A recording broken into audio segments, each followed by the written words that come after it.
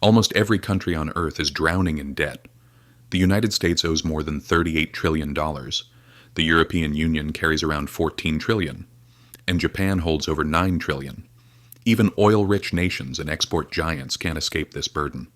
But here's the real question: if everyone is in debt, who are they in debt to? This is where the hidden structure of the modern economy appears, because debt isn't just a weight, it's the invisible framework that keeps the world running.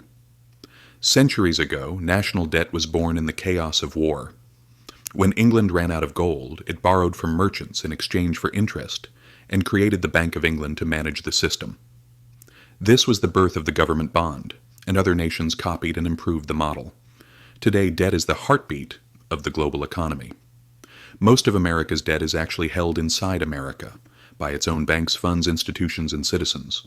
Foreign investors hold only a small portion. And just like that, Japan buys U.S. bonds. The U.S. lends through the IMF to Europe, and Europe lends to developing nations. Everyone holds each other's debt. A global chain. The true power guiding this chain is the central banks.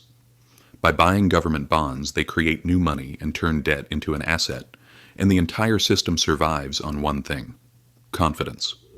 When confidence breaks, in places like Greece, Argentina, or Sri Lanka, bonds collapse, economies freeze, and the cycle resets.